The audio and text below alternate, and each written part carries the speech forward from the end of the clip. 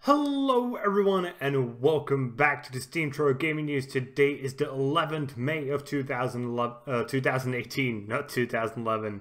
My name is Kralizec and I will be your host for the evening. Today we are going to talk about two stories. First, we're going to go back into Belgium as it seems they are going to seek criminal prosecution against companies that use loot boxes in their games. And secondly, we're going to venture into the land of baseball. Maybe you haven't heard of it, but it's real life sports as one of the Boston Red Sox pitchers is now being forced not to play Fortnite anymore. But let's begin in Belgium. And it was, I think, like a week ago when we reported on the fact that Belgium has declared that using loot boxes in their games is an illegal thing because it contradicts its gambling laws. I talked about length about my opinions on loot boxes, but to give you a brief summary, I think they are really bad because they create the same dopamine effect inside of your brain as playing, let's say, for example, slot machines does. And obviously, giving minors access to the same dopamine effect that is created by real gambling is not a good thing.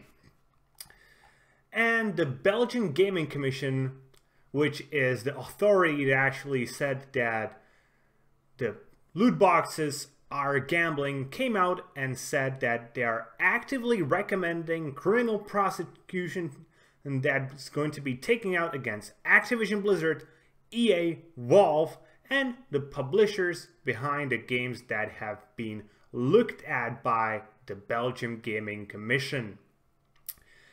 In an interview for thegamingindustry.biz, the director of the Belgium Gaming Commission, Peter Neesens, I think, suggested that this isn't just warning. He said, "We are going to take all preparatory measures for drafting of police reports.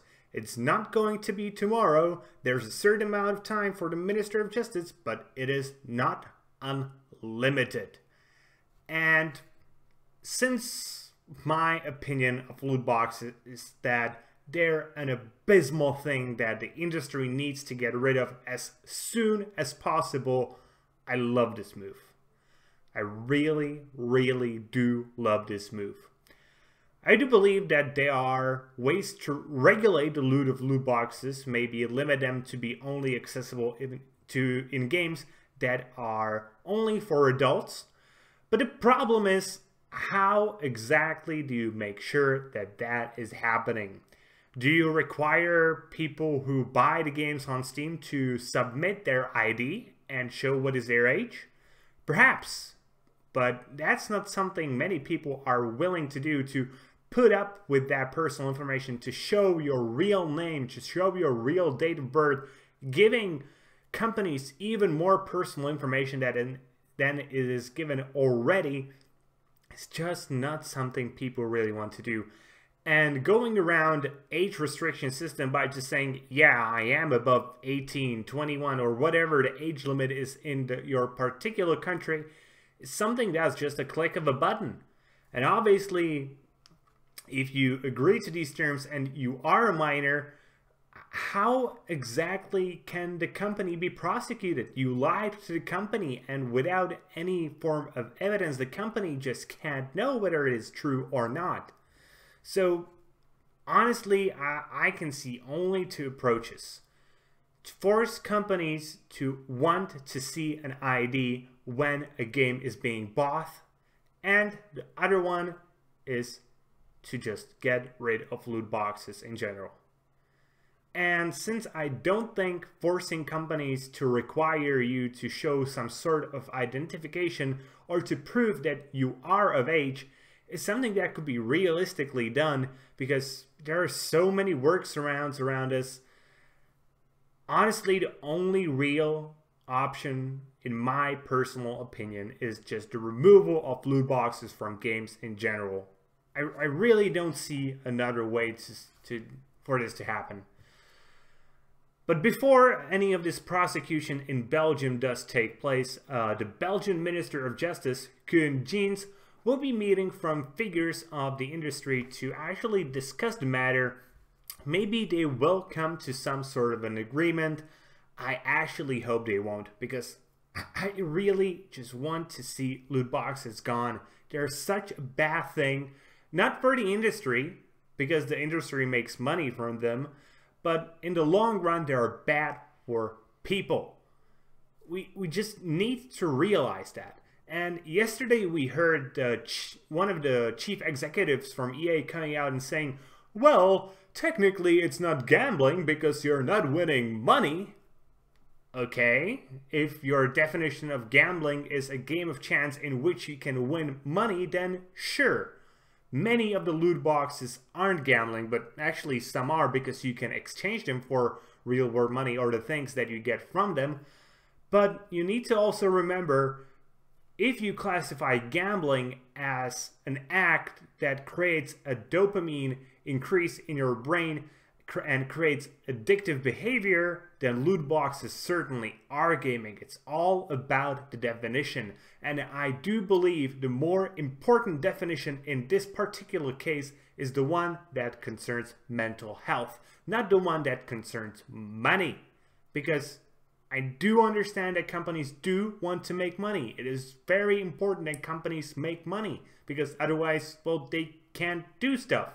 If a company that makes cars doesn't sell the cars, it can't make more cars. And the same way, if a game development studio doesn't make money selling their games, well, obviously they cannot make any more games because they do not have the money to make the assets they need for the games. They don't have the money to pay the salaries. And, you know, just your pretty obvious stuff.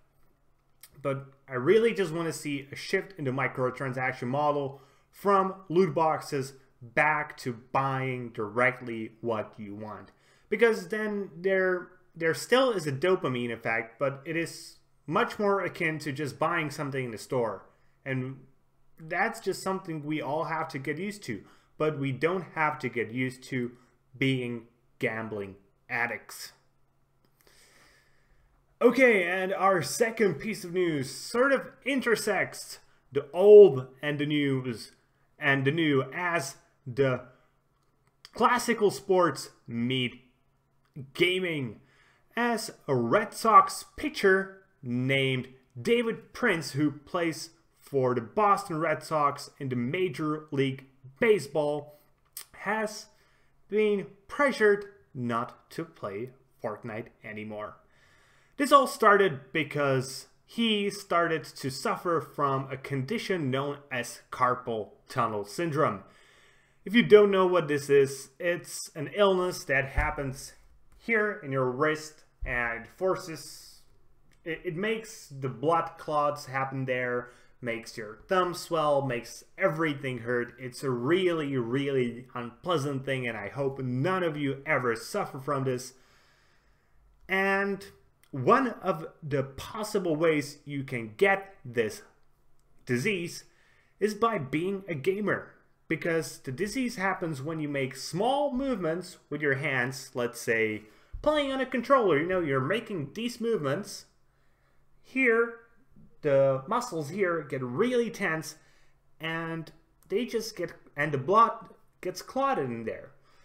But the same can be said for many sports. Let's say for ping pong, let's say for badminton. It's usually sports that have something to do with your hands.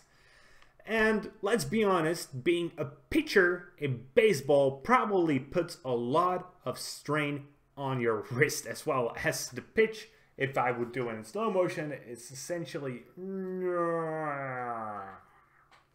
Yeah, I know that sucked. I won't do that anymore. But yeah, obviously it puts a lot of strain on your wrist, creating, well, potentially carpal tunnel syndrome.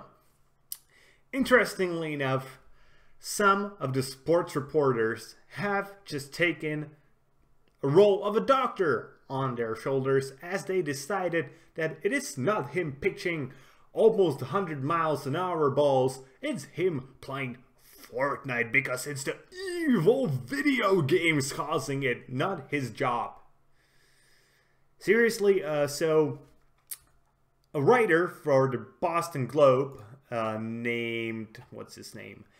Dan Shaughnessy wrote a full article about David Price's ailment being linked to video games.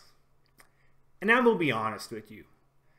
I think there is a chance that him spending hours playing Fortnite, and especially since he's most likely being gaming on a console as that's been provided by the Red Sox for free, you know, to give them players something to do outside of being a baseball player, probably didn't help. Let's be blunt about that. But on the other hand, let's also be blunt about another thing.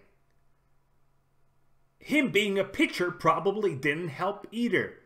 And trying to just blame video games for everything makes me so freaking angry. It's just not the thing. Yes, it probably didn't help. And he probably shouldn't be playing Fortnite, at least until his carpal syndrome gets under control. But he also shouldn't be pitching, and the guy who wrote the article is angry that he cannot pitch because of his disease. Is that a reasonable argument? No, I really don't think so. But the team essentially make Price not play Fortnite anymore. They didn't claim that it was because his ailment, it was because it was proven to be a distraction, but I sort of gathered that that was the point, to get them distracted from being stressed over the next match so they could just relax and play a bit of video games. That's just totally how it should be. And hopefully his hand does get better, and hopefully he will get to play more of his favorite game in the future as well. And with that being said, that's going to be it for today, guys. I hope you enjoyed today's video. If you did, please consider giving us a thumbs up here on YouTube and subscribing to the channel. If you are watching on Steam, maybe you want to give us an upvote and follow the blog. Either way, be sure to leave a comment and be sure to tune in tomorrow for more gaming news, as we are your source of daily gaming news every single day. See you guys later with more gaming content.